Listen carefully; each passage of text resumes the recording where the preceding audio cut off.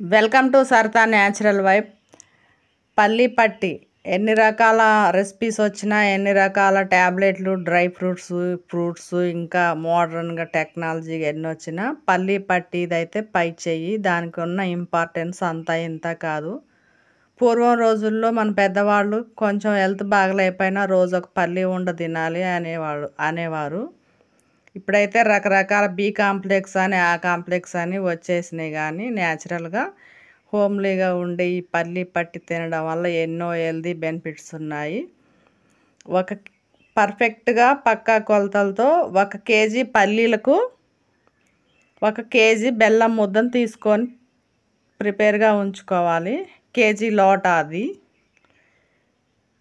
KG పల్లీలు తీసుకొని కళాయిలో పోసుకొని వేయించుకోవాలి. మీడియం ఫ్లేమ్లో గ్యాస్ ఉంచుకొని అవి వేగే వరకు దగ్గరే ఉండి వేయించుకోవాలి. లేకపోతే కొన్ని మాడి, కొన్ని పచ్చిగా ఉంటాయి. అన్నీ ఒకే టైప్లో వేగేటట్టు కలుపుకుంటూ వేయించుకోవాలి. కరకరలాడేటట్టు ఉండాలి. వేయించుకున్న తర్వాత అవన్నీ ఒక చాట్లో పోసుకొని పలసగా అనుకుంటే తొందరగా చల్లారిపోతాయి. ఈలోగా మనం బెల్లాన్ని దంచి పెట్టుకొని సిమ్లో పెట్టుకోవాలి. గ్యాస్ మీద ఒక 1/2 లీటర్ నీళ్లు పోసుకోవాలి దంచుకున్న బెల్లంలో.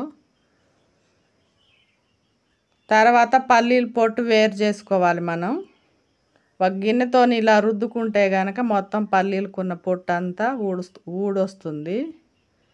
చెరుక్కొని నీట్గా పెట్టుకోవాలి. ఇలా ఒక డబ్బాడు పల్లీలు అయినాయి. కొన్ని ఒక పిరికెడు ఎగస్ట్రా ఉన్నా ఏం కాదు, కానీ మనం బెల్లం అయితే పక్కాగా కిలో అయితే ఉండాల్సిందే. ఈలోగా బోర్సికి మనం ఆయిల్ అప్లై చేసుకొని పెట్టుకోవాలి పాకం పోయడానికి. పాకం అనేది మీడియం ఫ్లేమ్లో ఉంచుకొని కలుపుకుంటూ చెక్ చేసుకుంటూ జాగ్రత్తగా పాకం పట్టుకోవాలి.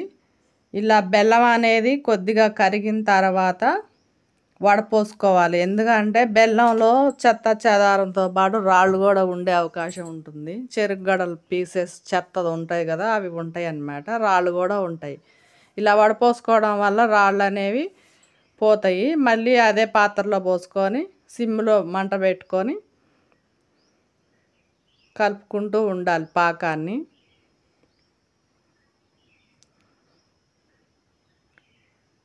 మధ్య మధ్యలో చెక్ చేసుకోవాలి. పాకం ఎప్పుడైనా రాతండి ప్లేట్లో నీళ్లు పోసుకొని చూసుకోవడం వల్ల పర్ఫెక్ట్గా అర్థమవుతుంది మనకు. అదొక టిప్ అన్నమాట.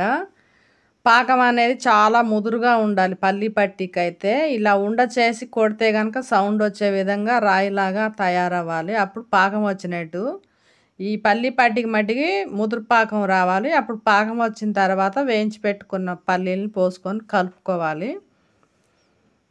కలుపుకున్న తర్వాత ఆయిల్ అప్లై చేసిన బోర్స్లో వేసుకోవాలి పాకం అంతా. ఇలా మొత్తం వేసుకున్న తర్వాత స్ప్రెడ్ చేసుకోవాలి. మొత్తం కొంచెం పలసగా అనుకోవాలి. అదే స్వీట్ షాప్లో అమ్మే పల్లి పట్టీకి అయితే కలర్ వేస్తారు. కలర్ఫుల్గా గోల్డెన్ కలర్గా ఉంటుంది. మనకి కలర్కే కదా తొందరగా అట్రాక్ట్ అయ్యేది ఎవరైనా. ఇలా మనం ఇంట్లో పక్కా కొలతలతో పర్ఫెక్ట్గా చేసుకోవచ్చు. చూసారు కదా ఎంత పర్ఫెక్ట్గా వచ్చిందో మనకి. మనం కొంచెం వేడిగా ఉన్నప్పుడైతే ఇలా ఉండని చేసుకోవచ్చు.